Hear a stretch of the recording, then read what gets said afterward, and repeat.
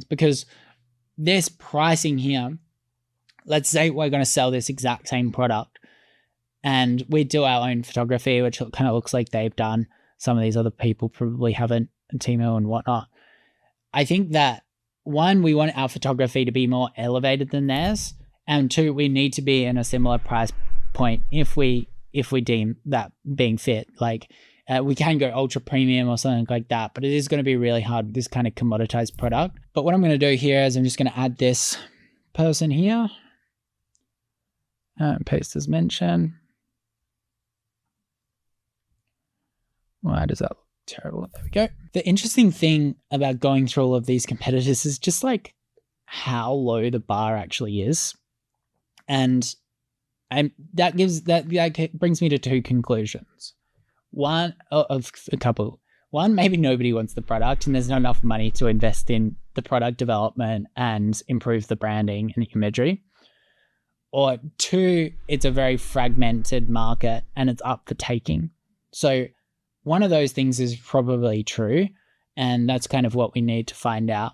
So I'm not getting a huge amount of insights from these guys when I go through them. Let me just pull up the three brands and let's be structured about how I approach this. What we're kind of looking for is we're breaking down a few things. So we've kind of got the price here, just $37. We can come in here and we can do $37.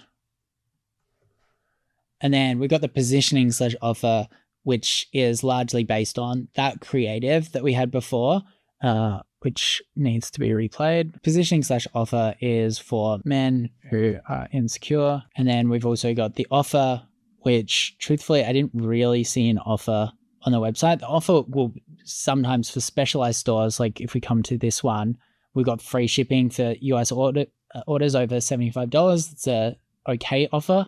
You might have $50 off. The thing that you might also have is like this product plus a free shorts version or something like that. Like that's a pretty strong offer as well. Or they might even have a buy one, get one free. And that's really what I like to take note of. Maybe they're selling a set, because sometimes people that are able to create the better offer within these products will do really well. Like another offer might be for, let's say you're selling a weight loss shake. It's like, if you don't lose weight in 30 days, you get your money back. So I'm going to stick with this one, this product. I think that that's really interesting. The 3D design, I actually quite like it. What are they doing well? They're doing organic social well. They're doing Facebook ads well, and good product page, or better product page than most.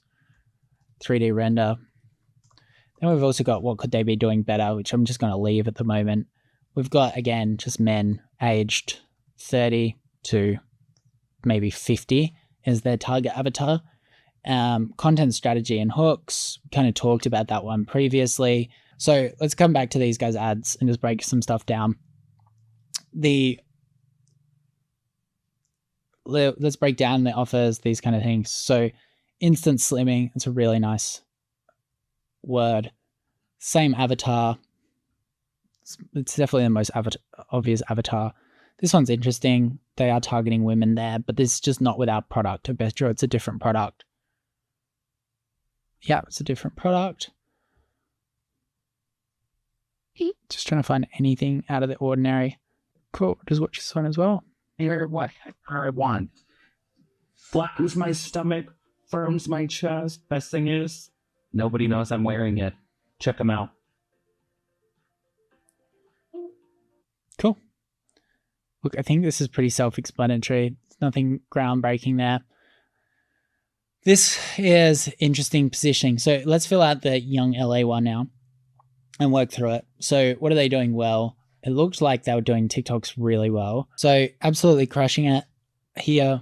I would spend a fair bit of research. I'm not going to spend too much time on it because you guys are probably getting a little bit bored and you're kind of starting to understand what I'm looking for.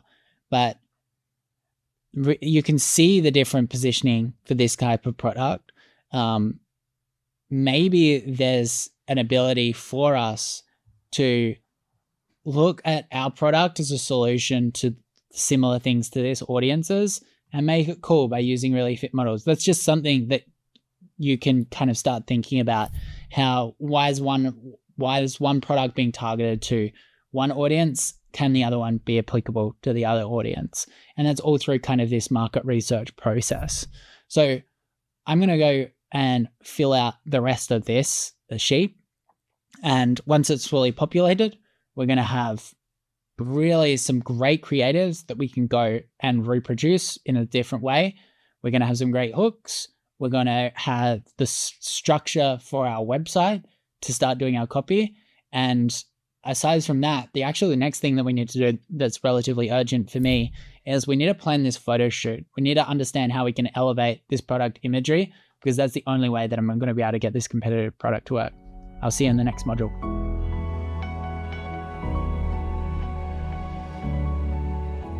In this video, I'm going to go over the main mistakes that I see beginners make.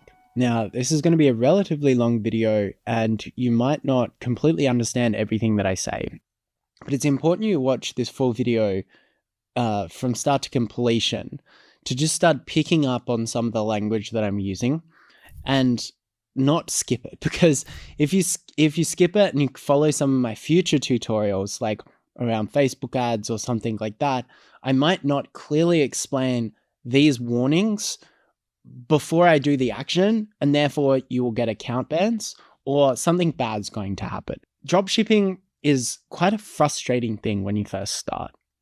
And this is because Shopify was always kind of like, do we like dropshippers? Do we not like dropshippers? Facebook was also like, do we like them? Do we not?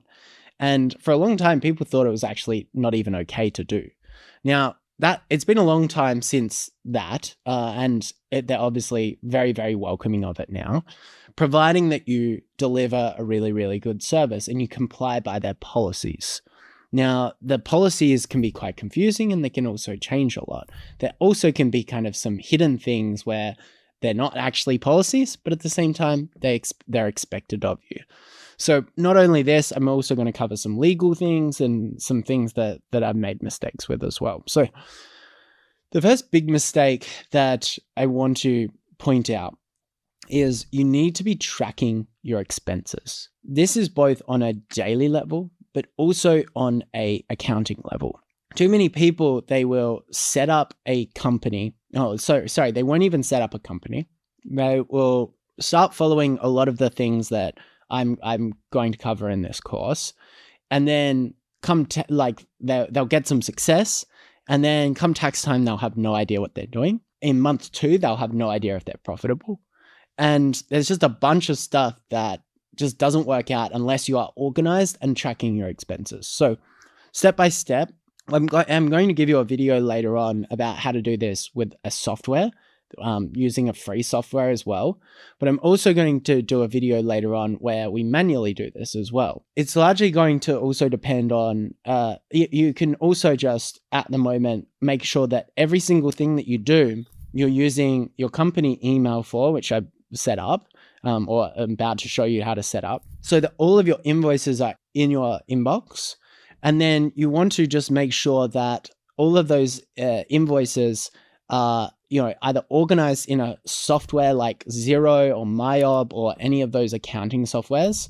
So we can link our bank to that so that all of those expenses flow through from the credit card or the whatever we're using to pay.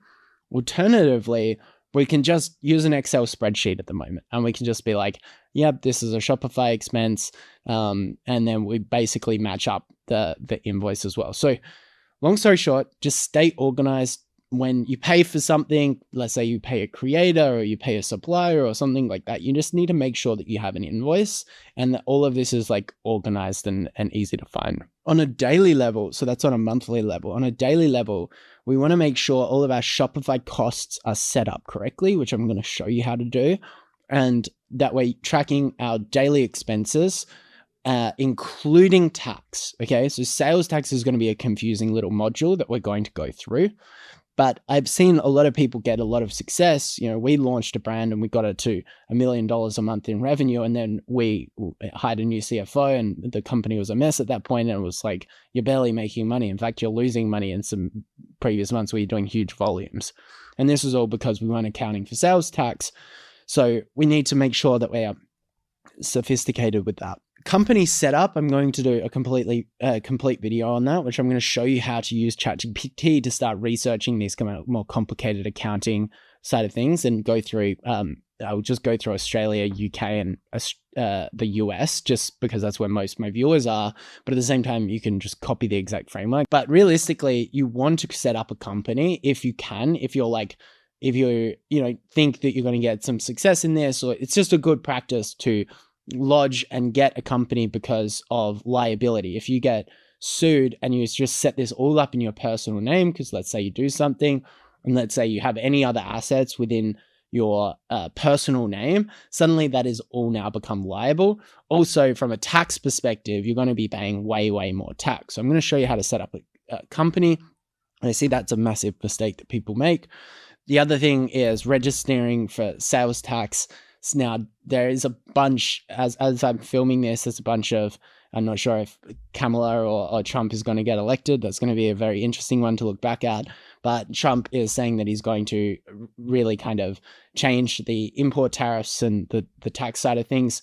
And also even the Biden administration right now is going after what's called de minimis, which is when we sell a product under a certain sales threshold, a certain amount, depending on what we're selling our product for. If it's like a $20 product, we might not need to pay import taxes depending on the country that we're selling it to. We might not need to collect that and also pay that, for example, in the UK. So understanding your tax liabilities for that, which I'm going to cover in a later date, is really, really important as well. This stuff sounds a little bit overwhelming, but I promise you I'm going to cover it. I just want you to have this like base level of awareness of the language that I'm talking about and the potential liabilities that you are going to have creating a business. I remember going into my tax lawyer's office when I was relatively new and starting out in business. And he said, look, if you have a job with someone else, like let's say you're a teacher, your risk in life is probably like a 3, okay? It's a relatively stable job. As soon as you start a business, any business, your risk probably doubles to 6 out of 10. There's unknown unknowns that you don't know. And this is why we try to get knowledge so we can at least make those issues known unknowns. Like now you know that you don't know about tax. So there's a big, big difference there. And that can sometimes cover us. Now, the other thing that you need to consider is insurance. So whenever we sell a product, we should probably get product liability insurance in case someone chokes on it or hurts themselves on the product. And I see a lot of people not get insurance. Let's say you already have a deposit in a house. You're the 30-year-old or something like that, and you're just like, I want to break through this 9 to 5. And I'm going to try a side hustle. You set up a company, or you don't set up a company, you just start drop shipping, you don't do your due diligence, you make a mistake, and unfortunately someone gets hurt. Then they are going to sue you personally because you don't have a company. There's going to be no insurance and you can lose your house. And that's what I want you to kind of avoid. So having a company set up and then having the proper insurance and doing the proper due diligence around the supplier is key. The next thing is trademarks as well. So if you start to get success, one thing you might find is that the actual supplier themselves trademark your business name and in China, and then kind of extort you so that you can never leave that business. The other thing that you might find as well is people that try to trademark your product in another country that you're not selling in. So as soon as we hit a decent amount of profits, and I'm talking like at least $10,000 a month on our first business, we should be trademarking it. If I was to launch a brand new business, trademarks would be one of the first things that I do. Business structure, I covered that a little bit, but with business structures as well comes certain tax complications, which if you already are making a little bit of money, you have a family or something like that, you do want to actually chat to your tax advisor about the best way to structure the tax side of the business, because businesses can be extremely beneficial for your tax position if set up correctly, more so than employees, because you're going to have income tax there. And there's certain expenses that you can deduct through the business, providing they're producing revenue. Terms of service is a big one. When we go through our Shopify module and we set up our Shopify store, we're going to set up things like our terms of service and our privacy policy. This is something that Shopify makes quite easy with templates. We can just kind of one click and set it up. But you do want to make sure that you kind of have that set up and you're abiding by the terms of service that you are giving your customer. That's all the stuff that I see no dropshipping courses talking about, because truthfully, they probably don't really understand it that much, or they think it's irrelevant, or they think that, people don't want to hear it. But I'm not just trying to give you a little bit of success and give you a taste of the industry. I'm trying to make you a millionaire. I'm trying to make you with so much abundance in the future that these things become an issue. I want these things to become an issue, to force you to learn them because you are so successful. Pretty much. Now, the next one is PayPal. PayPal is a bit of a necessary evil to many people. It's a very trusted thing for the consumer. I wouldn't be surprised if one day PayPal becomes less relevant, to be completely honest. But if you can have PayPal in your store, customers are going to trust you a lot more, and your conversion rate, meaning the amount of customers that go onto your website and convert to purchase, will be higher because that payment option exists. Now, when you set up your Shopify store, one of the first things that we're going to do is we want to change our PayPal address, because it automatically creates based on the Shopify email. And we're going to want to make sure that that's the right PayPal. And we're also going to want to make sure that, we set up PayPal correctly so we don't get banned straight away. With PayPal, the main thing that we need to do is not get banned on this.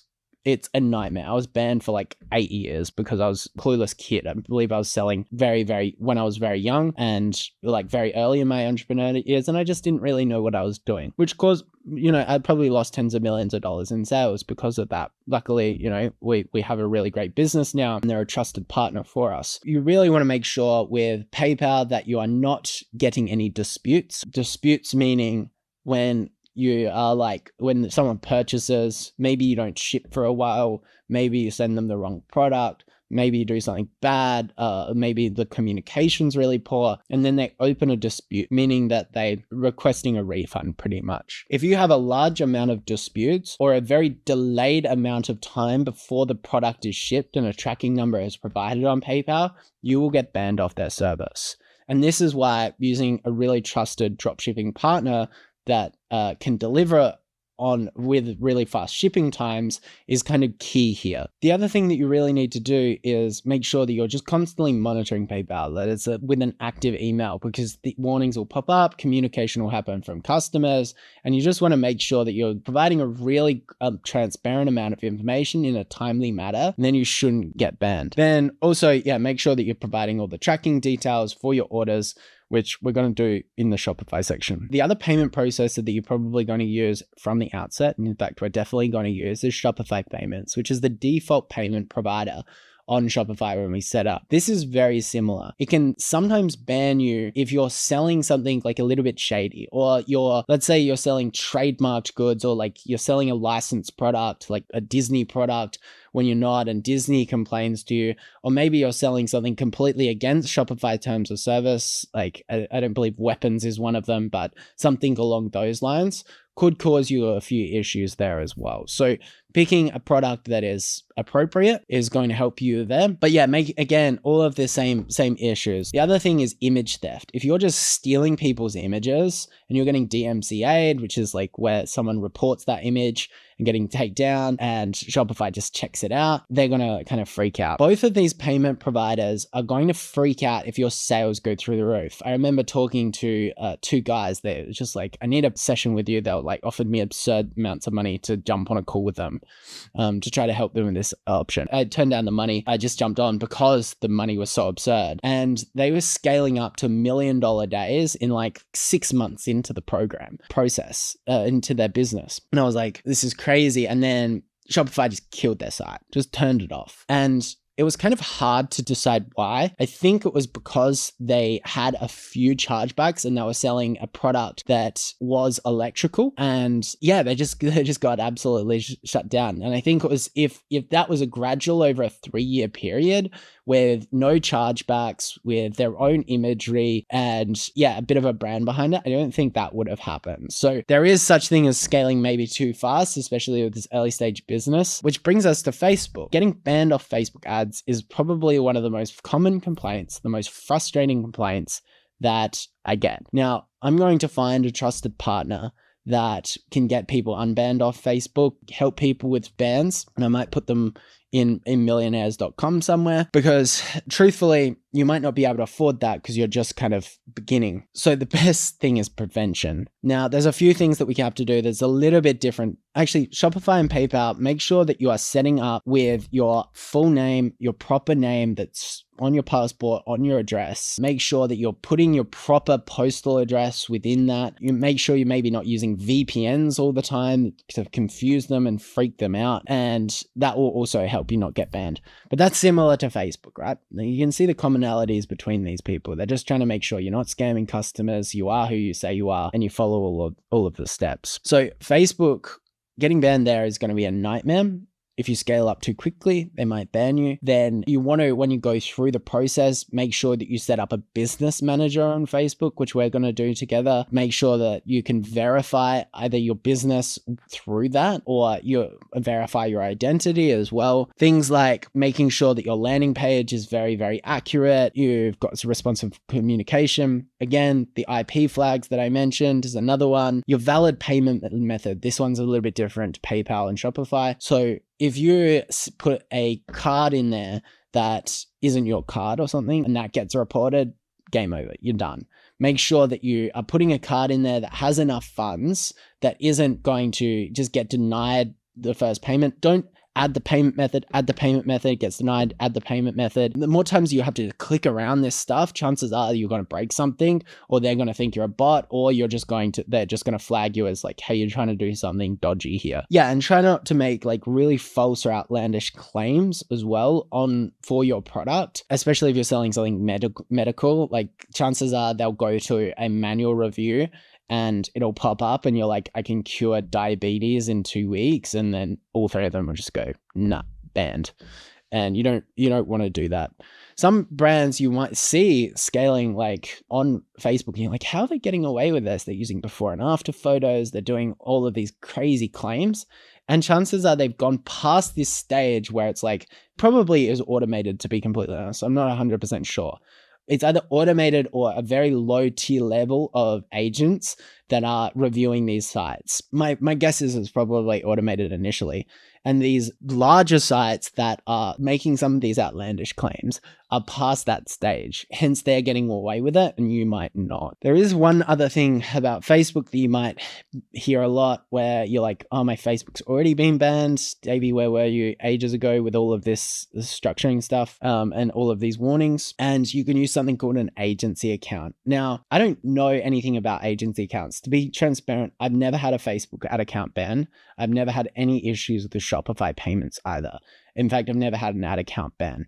I've mentioned my a few issues with PayPal, which I take total responsibility for in the early years. But the fact that I now run legitimate businesses with amazing products that bring joy, that have great reviews, and I deliver them at a really quick service, and I don't do anything dodgy. I'm in Australia, a very trusted region. I use my computer every single time. Never had any issues, and you shouldn't either if you're doing that kind of stuff. Whereas if you're already banned, you might want to use something called an agency account, and I give you all of that context simply because I've never used an agency account. This is what my dropshipping friends talk about. I'm not actually hugely familiar with them. I'm not sure if they're 100% legal. I'm not sure if they're 100% against Facebook's terms of service. So you need to do some research there and get some consulting. Maybe I'll put an expert dropshipper in our Discord. If we find that like people need them and everything checks out, okay, then maybe we can give a contact for you guys to get an agency account so you can finally run Facebook ads through that agency account. Now, there's a difference between hiring an agency, like a Facebook agency, and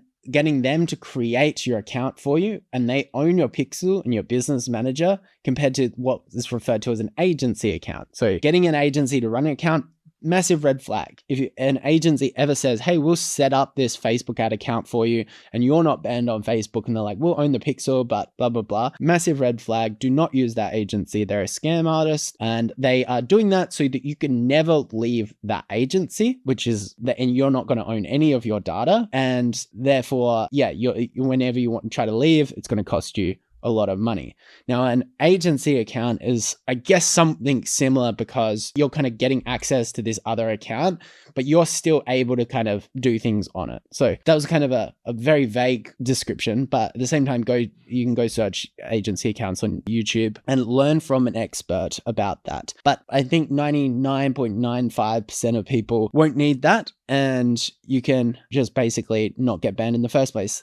Other thing to remember, mistakes that I see people make, even the $1 million brands in Daily Mentor, are getting hacked on all of these platforms. The first thing that you do is you set up two-factor authentication, okay, across everything, email, across Facebook, everything. Facebook will have an option that you can say, hey, does everyone need to do two-factor authentication or just admins? You'll set it to everyone. It's just a non-negotiable for everything that you do. It's just a good habit to get into. The other thing on Facebook is you've got targeting restrictions. Don't just like go buy lists of customers and add those lists and try to do something hacky.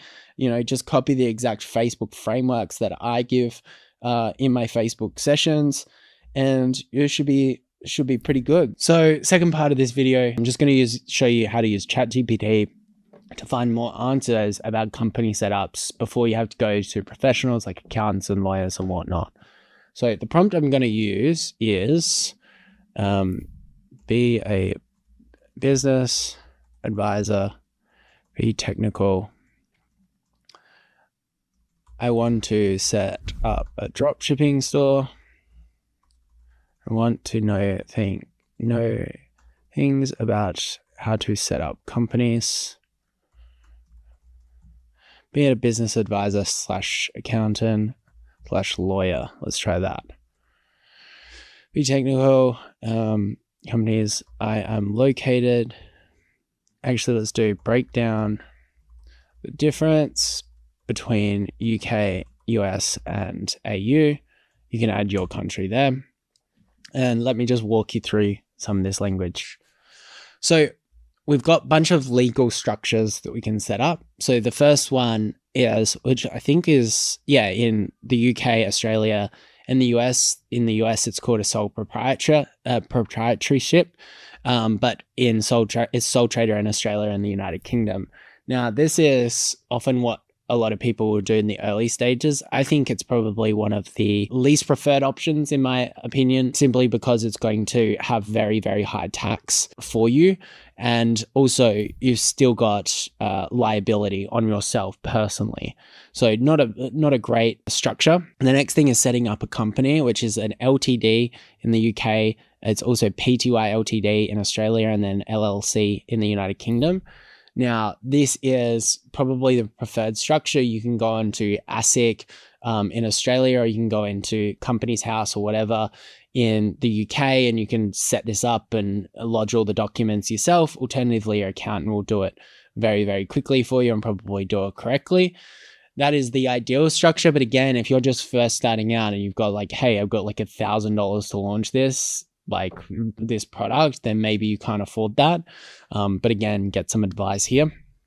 Don't sue me because you didn't get advice. That is probably what I'm trying to say there. Then you've got a bunch of other structures as well that if you're going to use these, I would insist that you get advice for them. So like S Corps, C Corps, partnerships as well. They're all just a little bit more complicated, and the tax obligations will be very different to depending on the person and situation. So we can break down the tax as well. So corporation tax is going to have 19%. It's going to be all pretty similar, 21%, and then Australia is 25%. And that's basically, if you set up the corporation, you're going to be paying similar amounts regardless. If you're personally running the business, it's going to be taxed as like income tax, and you're going to be paying upwards of like 40%. If it's set up as a company, you're going to be paying the tax within the company at the company level, which is those numbers that I've just talked about, which is like 20 to 25% ish. But then when you drag it out to use it personally, you're then going to pay tax on top of that, which brings you to a similar number, right? So in the end, the main difference is like at the end of the year, if it's all getting taxed as personal income, you're going to have far less money, because you might not want to take all the money out. You might want to just keep using it in the business. So that's something to really consider. Then we've got sales taxes as well, which when you hit a certain threshold within a region, you need to register for sales tax. So the thresholds, cool, they gave the thresholds here. So if you are doing over 75,000 AUD, and it's probably similar in the other regions, I'll explain US in a sec, it gets a little bit complicated. If you're doing over that, you actually need to register for GST and sales tax, and you're probably going to want to register the company at that point as well. In the US, it goes state by state. So you actually, I believe Shopify can do it. We use software to manage it at scale, but I believe Shopify has some level of warnings if you set up in the US, where it tells you when you're starting to get to those thresholds. Again, I'm not a tax lawyer. This is definitely one of my weak spots. So I'm just giving you the overall. Some other compliance things. You need to obviously file annually when you're running a business. Every single year, you need to file how much money you've made so that people know how much tax you need to pay as well. You've also got payroll and superannuation. If you're going to hire employees in Australia, that can get a little bit complicated. Sounds like it's similar in the UK. I don't have employees there. But let's leave that at the moment. It's just something to be aware of that you'll need to register. GST filing. So you've got your income tax, which will most likely be annually. Now, depending on your turnover, you might also pay GST annually, which is your sales tax. So there are two different types of tax. One is how much you make, and then the other one is how much GST you collect from customers. Now, GST, sales tax, you have every time you sell a product, you might have seen your invoice, or like this isn't just Australia. Let's say you're selling a product for $100 and then it's got this little line. It might be like GST $9 underneath it. You are collecting that tax. Sometimes it can be inclusive or not inclusive. It might be $110 when you finally check out, but the product's only $100. Alternatively, it might be $100 and then the tax is inclusive, so it's the $9, if that makes sense. You can change that setting in Shopify how you want to handle it, but basically what that means is whatever that number is you are collecting that on behalf of the customer to pay to the government at a later date. But then every time you pay GST, let's say on importing the goods, or let's say you pay a graphic designer who also charges GST, you can actually deduct it from all of that money that you are collecting from the customers. So let's say you collect $100 of GST from all of your customers, but you've paid $20 in GST, the difference is going to be $80. So that's kind of how that sales tax works, which is typically why you really, when you start to hit a certain threshold, you're going to need a piece of accounting software to start tracking all of this. And you don't want to hire some terrible bookkeeper who doesn't understand local sales tax and how to treat those, because chances are you're going to kind of stuff it up. I do believe that setting up companies is going to be a better way to get Facebook compliance, all of that kind of stuff, which we talked about in another video. But yeah, I think that's the general structure. If we went really advanced, you can structure things in Australia with holding companies as well. So in Australia, it can be very tax beneficial to have a trust that owns the company, and it can even have a holding company in between the company so that you can pay up dividends and protect income and assets and whatnot. But again, that's pretty advanced stuff that you'll need a tax attorney to talk to you about. But yeah, I hope that gives you the requirement. Again, just summarizing, if you're just starting out and you're willing to accept the liability of running the company, then chances are you don't need to set up a company and you can take all the negatives. If you are experienced, you have assets, and you want to do it properly, set up a company. Again, I'm not a financial advisor, so get advice when possible.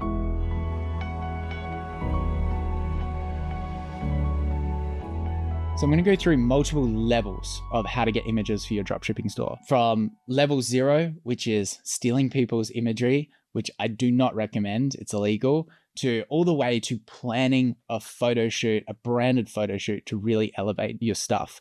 So the level, let's call it level 0, level loser, is stealing competitors' images. Now, some dropshipping courses out there will say, or YouTube videos will be like, don't do this, but they're kind of also hinting that you should do this. I just don't recommend it because there's something called a DMCA.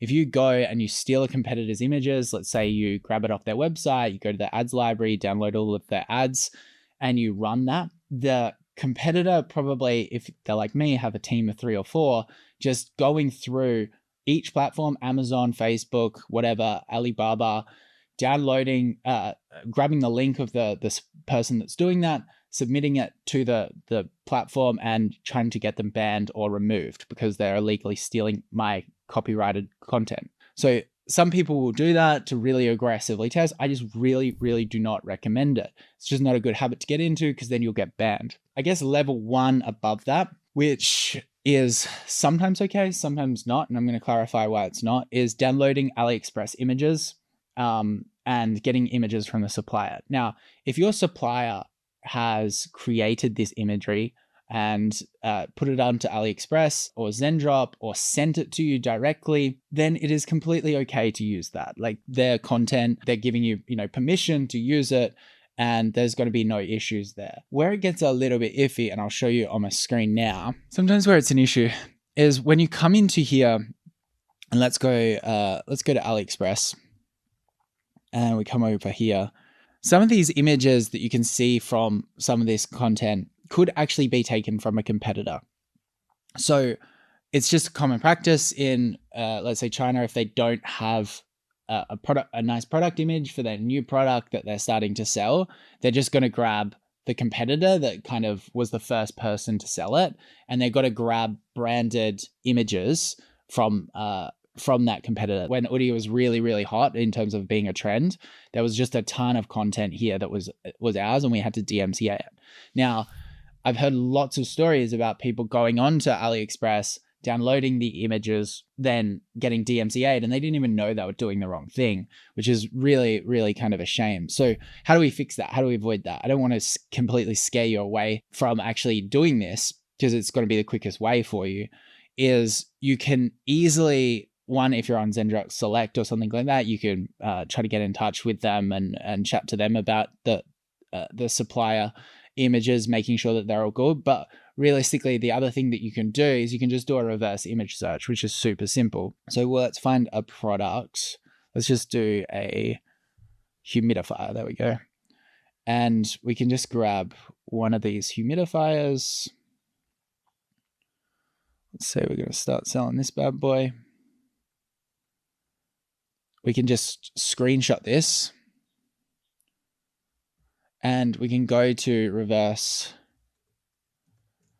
image search. I can just drag that image into here. You can use Google reverse image search or TinEye, and you can just see that there's 0 matches. Whereas let's say if they took this Udi image here and use that, you can see that there's just a bunch of results here, and you can scroll down and you can find the original brand owner. These are a lot of media articles, but you'll be able to find the original brand owner, and got to be able to delineate between, hey, this is a proper branded photo versus, hey, this is a dropshipper. And it's going to be pretty obvious. It really should. They'll be a quite reputable brand. Their shipping profile will be 2 to 4 days. There might just be one of them as well. There won't be heaps. And you can just make sure, and a lot of dropshippers won't even show up here. So just do this reverse image search, check out the competitors, make sure that you're not stealing from an absolute huge brand, because they're just going to DMCA you straight away. So that's one thing that we can do. We could do that with our Zendrop images here, which is super easy. But for the most part, Zendrop has told me that all of these images are pretty good to go. So we'll work on our example here, and we're going to go up a level. So we're going to go to level 2, which is modifying the existing supply images to be more on brand, and so we can use them on the website. So we're going to go to compression shirt, when we come to, I'm pretty sure this is the one we bought as a sample in episode 2. So we've got this compression shirt here. This is a product that we found in like episode 2. I want to show you how you can grab an image like this and make it elevated in Canva. So if I was using, you can see this humidifier was a really good example. Like this is what we call a white contoured shot. Now this is with background removed. You can add a little bit of a drop shadow to make it a little bit better, but pretty much what they've done, actually this might be a real photo shoot, but you can see that the backgrounds, like this might not be, like I would argue that this is just a background that they found from Canva, all of this bathroom here, and they've grabbed the white contour shot and just added a shadow because the light's coming through there, and they've created their own lifestyle shot.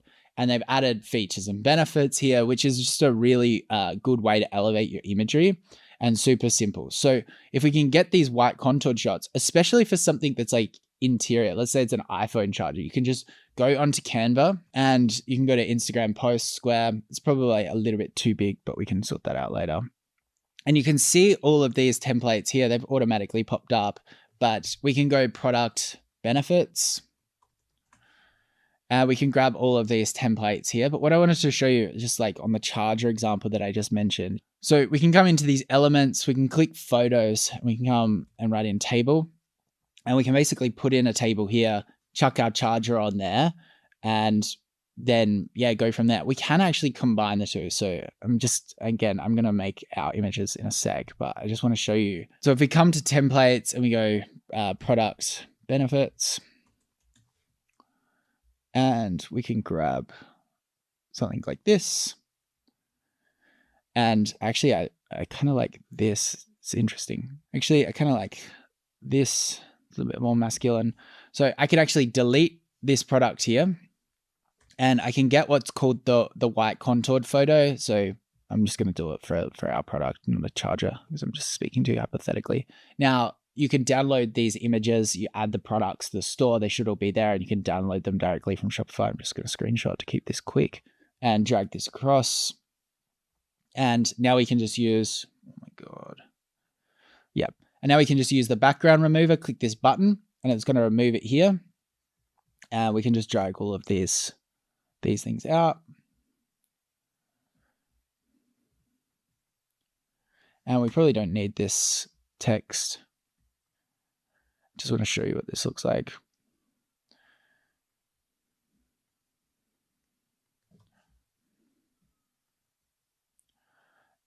And we can drag all of this out. You guys kind of get the idea. And we can play around with this until this looks decent. So look at all the templates, try to find templates that suit your product. And it's really just kind of that easy. The other thing that we can do is we can elevate our contoured shots just a little bit by deleting this. Oh, that kind of lined up perfectly. But that shadow actually wasn't there. So let me just delete all of this stuff. And let's say we've got this from there. I've removed the background, and now I can just click edit, and I can scroll down here, and there's just a bunch of things that we can play around with. We could do like, oh no, that's not the right one. We just want to drop shadow, and we can make the distance a little bit further, and definitely more blurred.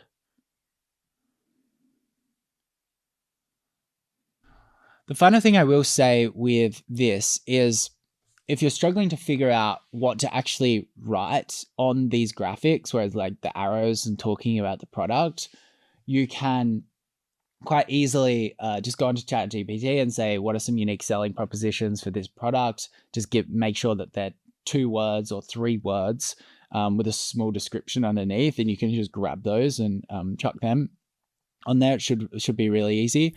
Now, the next level is using AI imagery to get models within your products. For clothing, this is going to be, it just keep getting better and better. People look back on this video in 1 month and be like, oh my God, it's already gotten way better, which is awesome. And then the final stage after that is doing your own photo shoot, which I'm going to show you both of those. So the other thing that you can do to get more ideas for imagery is you can go onto Pinterest and write in, clothing, advertising, that kind of stuff, clothing graphics. You can go onto Behance and Dribble. They're free tools as well. And you can see some other imagery like this. Now, I don't like this image specifically because it's leaving up too much up for interpretation, but something like this, you kind of start to, that obviously makes a little bit more sense, but using arrows and just general arrows and actually calling out the features is probably the easiest way to communicate your product. So one of the tools that I recommend in terms of if you're doing a clothing product is Batika.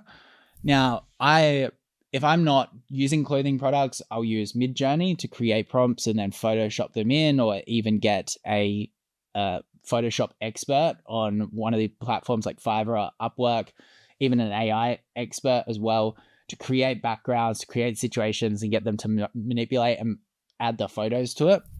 But for clothing, we don't really need to do that anymore because we've got this app here. So I'm just going to get started now. And we can go into, there's 3 options here at the moment. So this option here is on model photos, which is like someone wearing the product. Let me just find an example of that. Which would be kind of this photo here, but the more zoomed out, of course. That makes sense. And then we've got the next option, which is the flat lay photos, where you're taking the photo flat, which would probably be a bit more like this image here.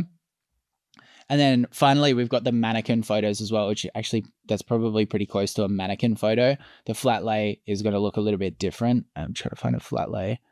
These are all probably mannequin photos. So the best photos that we can get with these features, these are all in beta, is this highest quality on model photos. So coming back here, like hopefully your supplier has some images for this, but we can grab this compression top. We just don't want too much in the photo, like these dumbbells and stuff. We just kind of want it to be a simple photo. There we go. So let's say, for example, we grab this image and we come here and we click start creating. And we go next step. Click men, select one of the guys.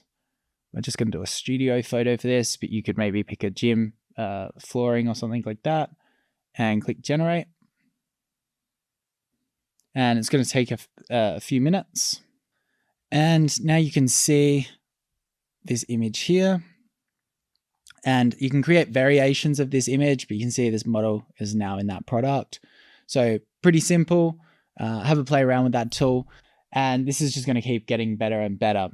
But the one thing I will say before I show you the final level is that product imagery has the ability to take a store from unprofitability to profitability. If you have blurry images and it doesn't show the product, you don't have enough images, it doesn't feel cohesive and trustworthy, then there's a good chance that the customers aren't going to shop. I did a photo shoot with one of my investments and their conversion rate increased by 30% straight away with those images. And it probably actually ended up at more like 50%, but initially, like straight away, day after the change, it increased. So highly recommend really just spending a lot of time with this. The next step is doing your own photo shoot. Now, do you have to do a professional photo shoot to launch your dropshipping brand? Absolutely not. I didn't do a proper photo shoot for a long time with my e-commerce stores, but I want to teach you how, because I think that it is something that people don't do enough of. And I think if you're going to do something competitive, you're definitely going to want one. Now, there's different levels of photography. There's the first thing you can do is, let's say you've got a small gadget. You can easily go onto Amazon. I'm going to show you. And you can go and simply do light box. And you can just buy one of these light boxes and then you can use your iPhone. You can even get a little tripod to make sure it's 100% still. That's also not necessary. And you can take some photos with the light box. Just get one with really great reviews. That's going to probably be a pretty decent shoot. The other thing that you can do is, if you are selling like skincare or like something very simple, like a tub of cleaning product or something like that, you could actually just go onto Fiverr or Upwork. Now, we've got modules coming up on how to hire people overseas, but if you wanted to, you could hire someone on Fiverr or Upwork and to create a 3D render of your product. And if you spend maybe $50 to $300, you'll probably be able to get a pretty good 3D render of your product, which will save you having to do this photo shoot. Now, let me be very, very clear. We are getting photos at the moment for our website before we create our Shopify site. We're not creating content, Facebook ads, TikTok just yet. We might incorporate it with the shoot, and I'll show you my shot list in a second and how that works. We can also, if we wanted to, we can do white background, and we can buy one of these and pin that up with a photography stand, again, using iPhone. We can also just get a continuous light, and you really just want to go, like, the bigger the softbox, again, we're starting to get into expensive territory. The bigger the softbox, the better. These newer lights are pretty good. Also, the big rig lights are pretty good as well.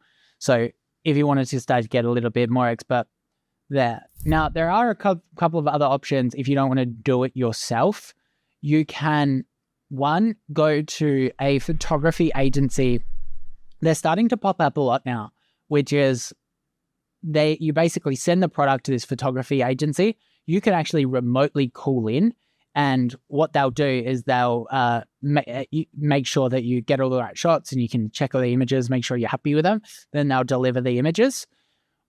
The alternative is you can hire a photographer and then put the shoot together yourself.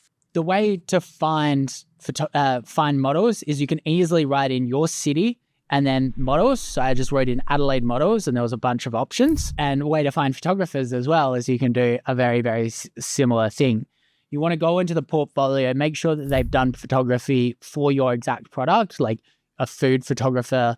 And again, this is one of the requirements of why we picked a relatively easy product, because of this photography section. If you're selling a food product that requires perfect plating, you're going to have to hire like a chef to kind of create that.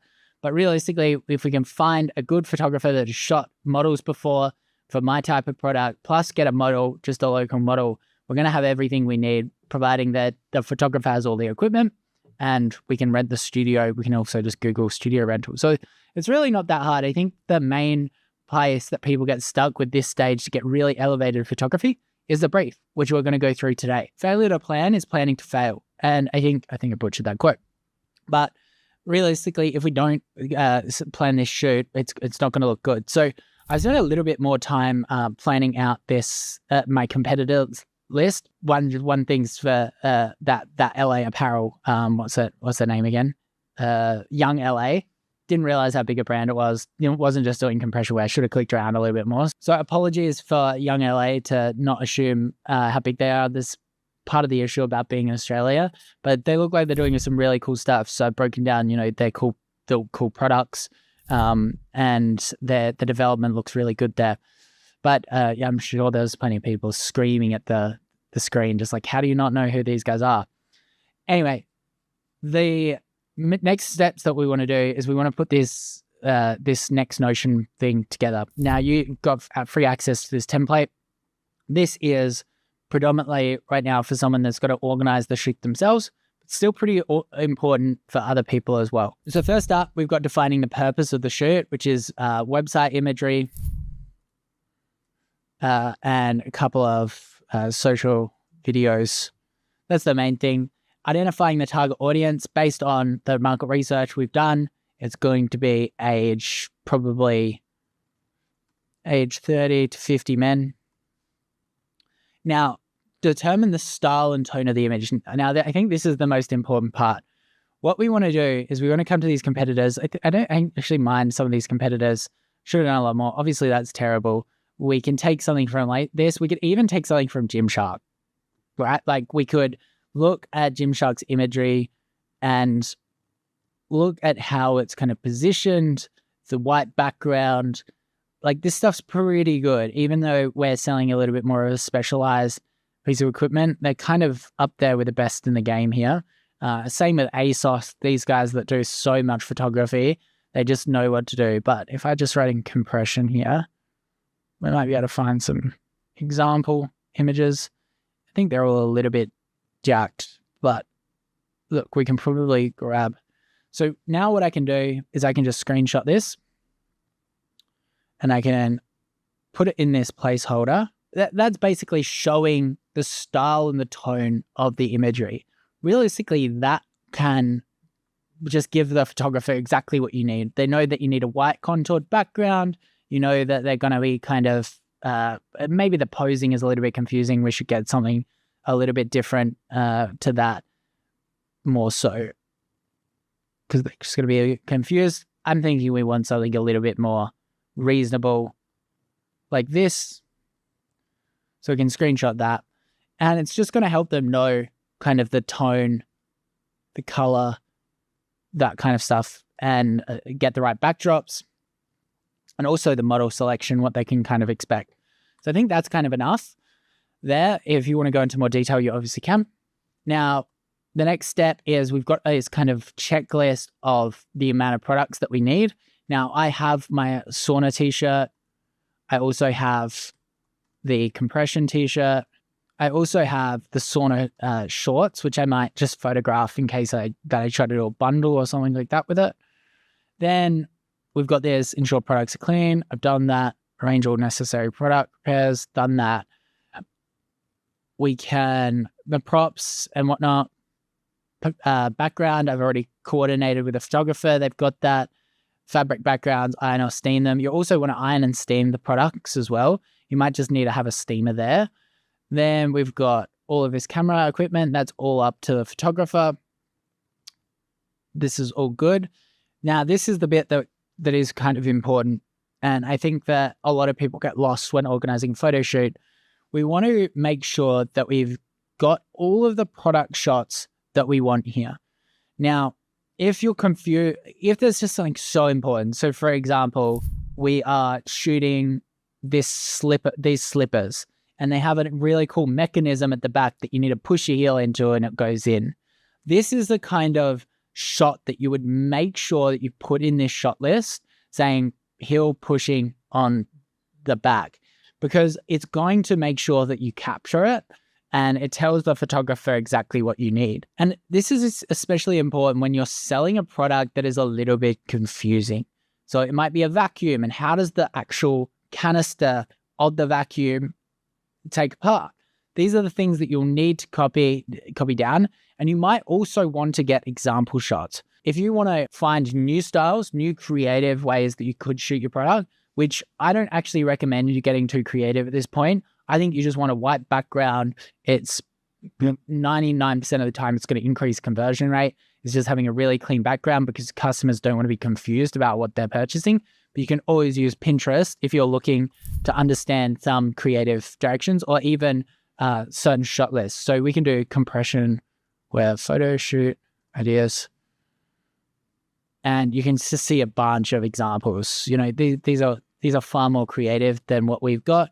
You'll also get a bunch of different model poses. So we could do model pose, fitness. And honestly, you're just going to get so many different types of ideas and backgrounds. And you can also, in our shot list, so these are all white image shots. We've got the front view, bottom view, close-ups of the fabric, logo branding, blah, blah, blah. You've also got this section down here, which is the lifestyle shots. Now, you don't need to shoot all of these, but lifestyle shots are going to be so important to elevate the brand entirely, because otherwise everything's going to feel very bland. So where can we get photos of this product in its best setting so that customers can understand what we're all about? That's what Pinterest is really good at. So we can do fitness wear, influencer, just is really anything it's going to come. We've got someone playing tennis, these kind of things.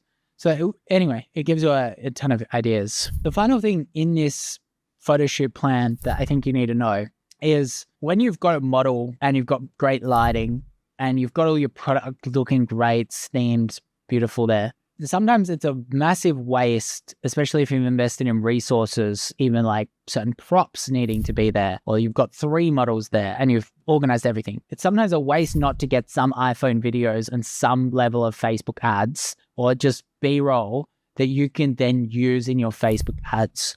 So this is where this video hooks and video body section is, where you can just write a few ideas like, I want to get the packaging shot here as a video. Now, you probably can go there with your iPhone and film that. Alternatively, you could maybe get a videographer to come as well, which is probably overkill.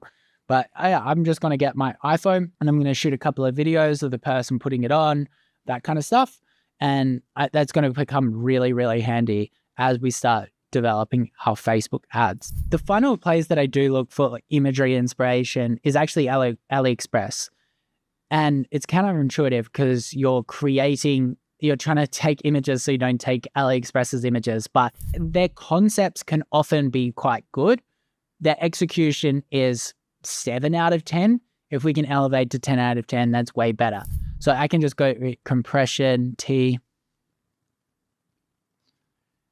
here, and I can see, we could take some photos like that. Maybe we just want more the model shots. That looks like young LA. Yeah, I think it was. We can go shapewear mem. We can get some concepts here. So like even this image here, where you can see the arrows pulling in, that's a really kind of good concept that I'm just going to grab to make sure that we get something similar. Obviously, we have a different product. So these are the things that I just want to paste here. See these concepts that they often have? And it's close. It's close in terms of being able to be used on Shopify, but that just feels a bit scammy. But it doesn't mean that we can't look at some of these concepts and apply them ourselves and create consistency. So we got this image here. I think that looks pretty good. Obviously got to get that one. Don't know why this isn't pasting. All right, let me grab that other one again. Oh, I'll just grab this one.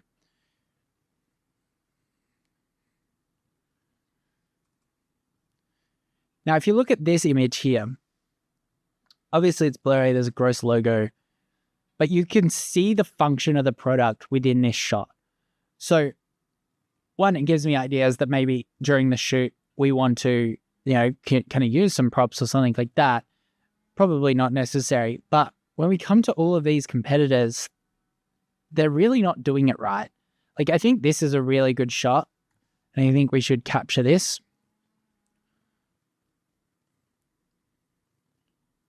But they're not really using those arrows, which are prevalently used on AliExpress. So there we go.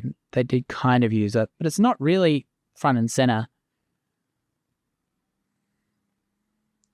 So there's another good concept. So we're just going to spend time. We're going to make sure that every shot that we need for our website is going to be on there. And again, if you're confused about what shots you need, it doesn't need to be a direct competitor, but find someone in an adjacent space where their photography is 10 out of 10. Even someone like Aloe Yoga in this situation, they're not selling men's clothes, but their photography is just absolutely insane, both from a lifestyle perspective and a product imagery perspective. You can see here. So find those people, research them, copy and paste as many example shots that you need, give that to your photographer, or even give it to the agency that's doing the shoot for you, and it'll come out perfect. All right, the model is on his way. It's shoot day. We're really going to make this brand pop. It's going to be good. I'll show you what it's like to be on a photo shoot. If you're shooting your own photography at home, you're not going to have this experience, but we're going to coordinate it. Eddie here is the man. He's the best. So enjoy. So first shot will be something just straight on like that. You can see the... Do you want the face in or you don't need the face? I would just get the face in because we can just crop it. We can just crop in. And then it's important that we can kind of see the marks to the lighting of the product so it doesn't look just like an undershirt. You know what I mean? Like it has a feature. Yeah. Do you want them like cool looking or... Yeah, I think just serious looking. Looking. Yeah. Actually, it doesn't need to be too serious. Like it can be a little bit lighter, like that Gymshark. It's supposed to be like an approachable middle-aged dad kind of thing. Yeah. Okay. Sweet. Get me on. the inside out? No, that's right. Yeah. Can you feel that pull back a little bit? I can feel it all around. Yeah. Yeah. I happen to even put a sock in there today, so it's warmed up as well. Alright, just have a quick test. Okay, chin down a little for me, yeah. But you can look at the camera for it. Yeah. Yeah. Ashley, okay, you do? Yeah. Yeah, good. Yeah. Right. That's good. Can we get more contrasting light to make that stomach? Or should we do that in post? I think we could do that with light. Yeah, okay. Let's keep going. We'll get the back shot now as well. But I want to do this side view again. You might need to use tripod because we're going to use a t-shirt and then we're going to put the thing on and fix it. And then it's just going to be like a transition slide. I'll probably will. Well, we can finish off. We can just finish off just getting the product images, like the front, middle, of side and back. Yeah, capture this one as well, just to show. I'll just show it to Ashley. We'll grab that one as well. Yeah, that looks good. So this one's with the stomach relaxed. Yeah, this one's like kind of. He's still got abs. Have to take out that. It's just the V taper, like. It's just the V taper here. It's just so. It's so indicative. No, it's good. It's good. It's fine. It's fine.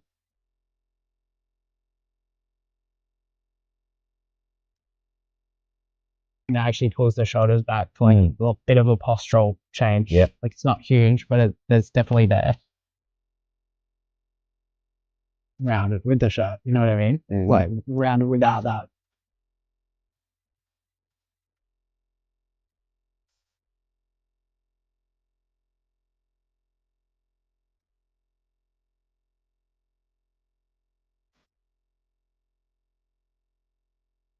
And there's actually a different fabric change above the chest as well that you can maybe highlight. With your chin just like kind of. Nothing really crazy about this aside from you need to get this inside the fabric. We have to probably do a couple of those. Yeah. And then you might, I've actually got some like dumbbells and elastic bands and stuff like that. So we can do a couple of prop shots. But we probably, at the end of it, we should get some spray sweat as well, just to highlight how that operates. Yep. Cool. Sweet. I'll let you just get your regular shots. More front on a little bit for me. Yeah, good. Yeah, guilty. Nice. But I think it needs more water. Oh, I feel that. Yeah. Or even some on the product as well. You know, yeah, true. Usually. Yeah. Get sweat going. Yeah. It's some there. You okay? Oh, good, yeah. Right. Yeah. Awesome. I think that's a wrap. Unless you want to keep going. Can you explain our setup and why you have so many lights? This is our main light here to bring all the details of our product. Yep.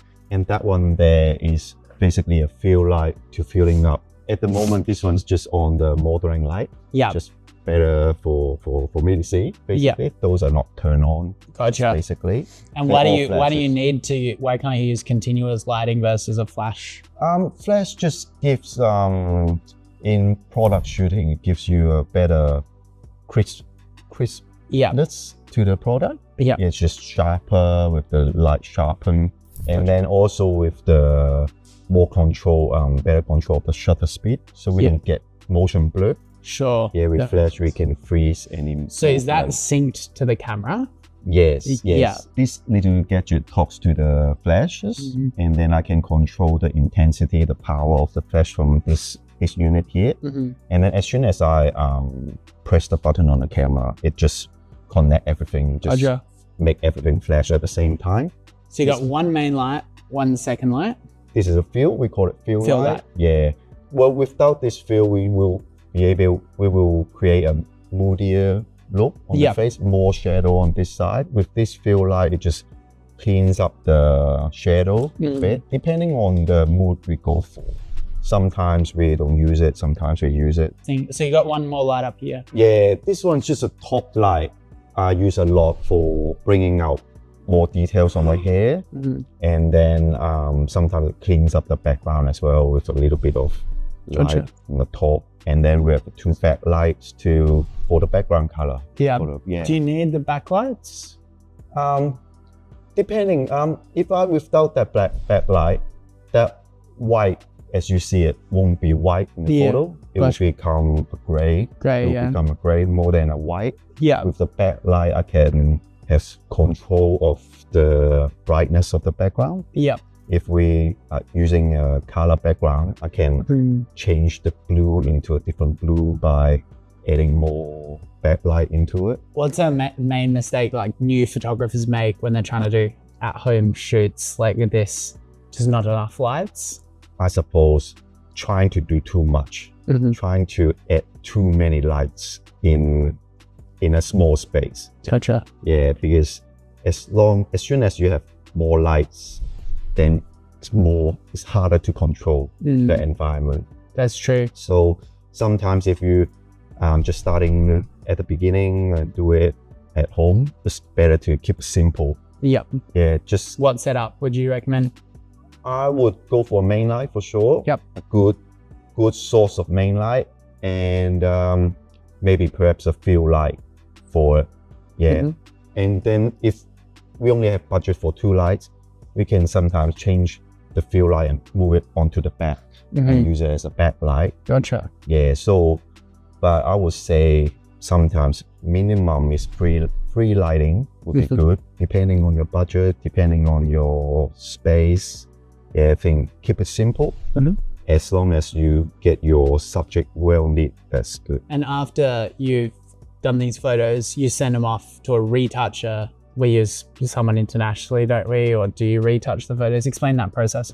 Depending on the job, sometimes I do my own retouching most of the time. And if it's like a large loading, like in a busy e-commerce situation, we send it off to retoucher to do it. Yeah. And what is retouching? Retouching is getting rid of the flaws of the photos, really. Like no matter it's like a dirty background or fixing up skin problems.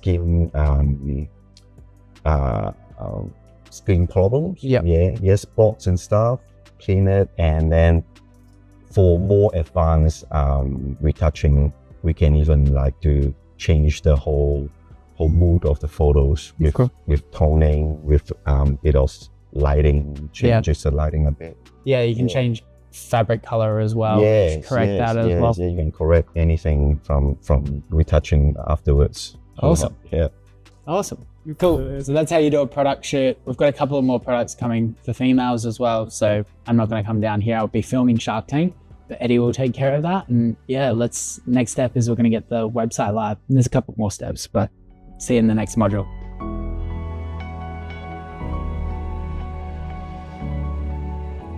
I'm going to cover the exact flywheel, the exact process to guarantee that you become successful through dropshipping. 2 things can only be true if you do this flywheel, is you're either going to become successful in dropshipping or you're going to die before that happens. Because part of this process is never giving up. And there is an iterative process that we just continue to do through this process of learning and changing things, that eventually something is going to work. It doesn't matter how stupid you are. It doesn't matter, what family you were born into. It just matters that you do follow this process. Generally, the way that I see it is the people that don't get resolved, 2 things happen. The first is their product sucks, meaning that they haven't selected the right product. And in this course, we're going to go through every single thing I know about selecting products. Selected products that do hundreds of millions of dollars in sales, and my strike rate is pretty good. Then the other thing that could be true is your marketing sucks.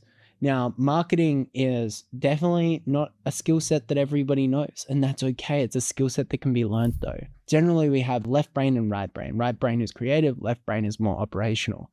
If you're coming and you're like doing a trade at the moment, you're a builder or you're a lawyer or something like that, and you're very operational, you're very logical, chances are the marketing side is going to be quite difficult for you. And that's something that we need to overcome. By the way, this might feel a little bit like if you have no experience in dropshipping, you might be a little bit confused, but I want you to come back to this video after you've launched all of your store, after you haven't gotten results, and I want you to watch this, but I wanted to bring it up early as well, so just so you can start thinking about it. I like to call the process the do I suck process. And it's a series of questions that we ask ourselves and a series of actions that we do. The first step, let's say you've launched your website and you've launched your ads. The first step is to check your checkout to make sure that you can actually, the person that you're advertising to in the region that you're advertising to can actually check out. Because the amount of people that don't actually go onto their website in an incognito browser and try to purchase their own product, and they realize that the shipping options aren't even set up or something like that, is just astounding. So let's first give ourselves a chance and set up the checkout properly. The next thing that I want you to do is I want you to analyze your advertising. Before we change product, we really want to check out our advertising because we need to make sure that our videos are fast, the positioning is good, we understand our customers' objections and pain points, and we're calling that out with all of the best practices that I talk about in this course. Then I want you to get feedback on this advertising. Now, you can use the Discord, the millionaires.com Discord. You can find a group of friends or people on YouTube that are just starting out on YouTube that are talking about dropshipping that have gotten some results. Get in some groups and just send them the ad and just be like, is this good? Then I want you to do that for your website as well. I want you to send them both your website and the ads and you just be like, is this good? Because I find that people first starting out, their websites look terrible. They look like scam websites.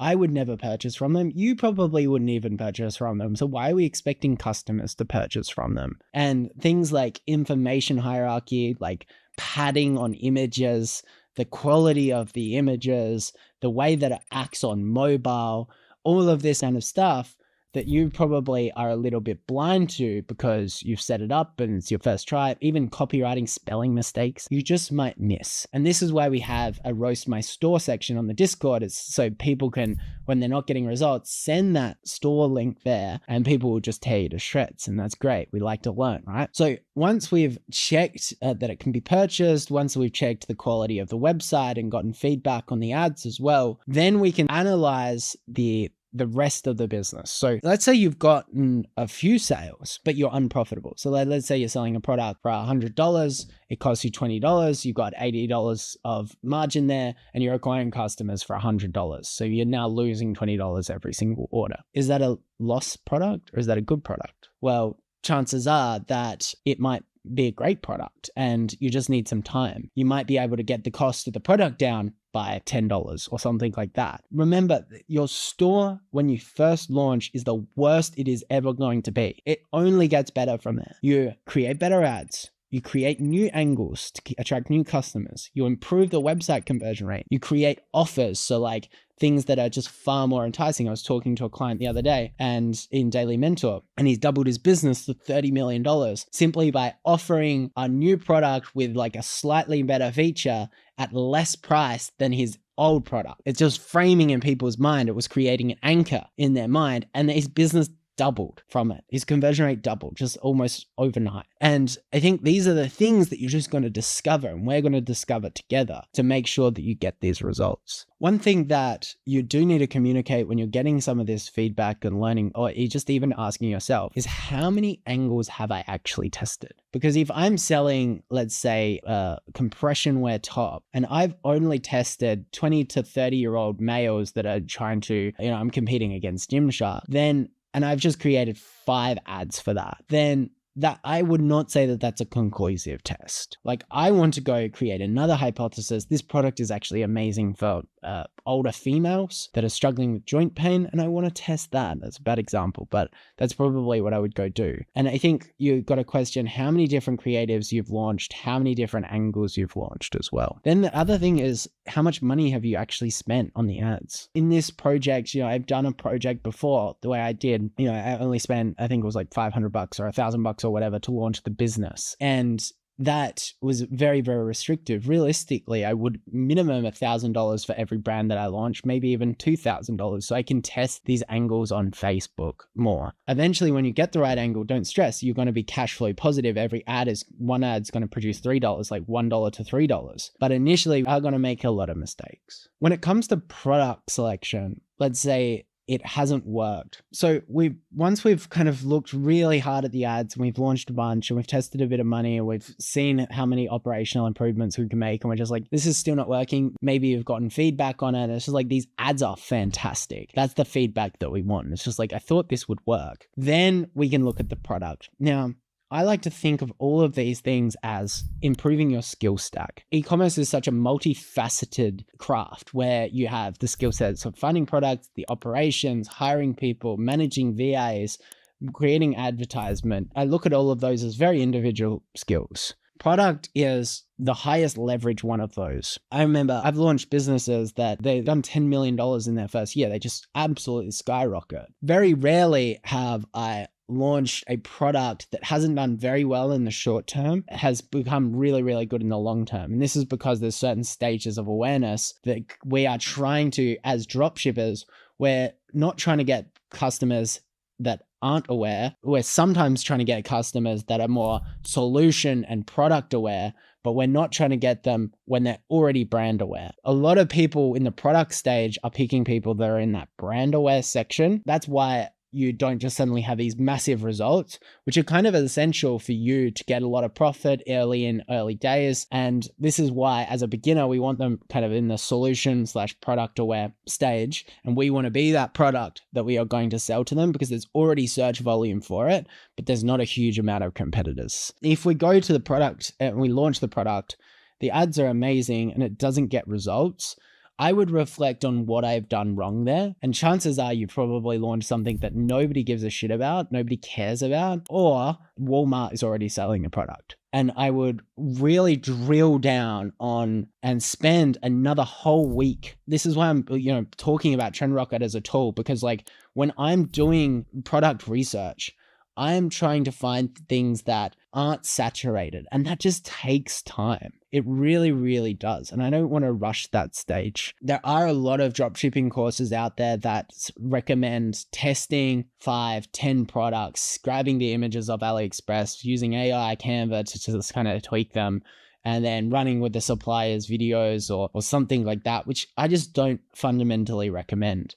Because when I do that, I don't know whether the main problem was generally the ad quality. I want to elevate you above all of these other people that are doing that. And to do that, we really kind of want to make sure we create really high quality videos that really emotionally move people. So getting the product in your hands, taking your own photos, spending a bit of time creating that content and testing less products, I think is a better way of going about it, and really drilling down on the marketing fundamentals of that product is going to be better. So we might only be able to test 2 or 3 products a month if we're doing this full time. Whereas if we're doing this part time, we probably just want to be focusing on 1 product, maybe 2. And I think that that's a big difference between a lot of the other courses.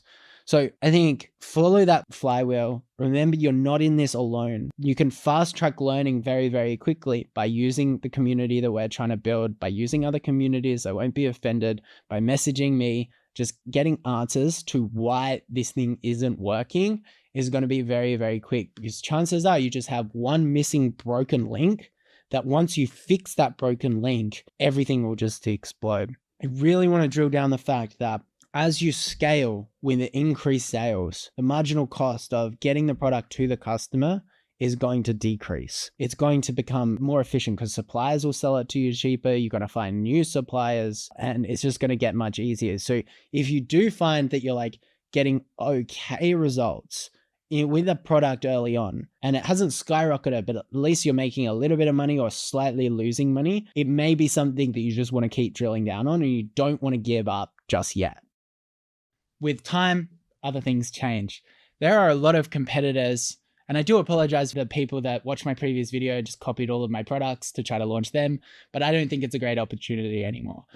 I think I reflected on it, it's a little bit too difficult. Temu, Shein, they've launched the sauna shirts, dirt cheap.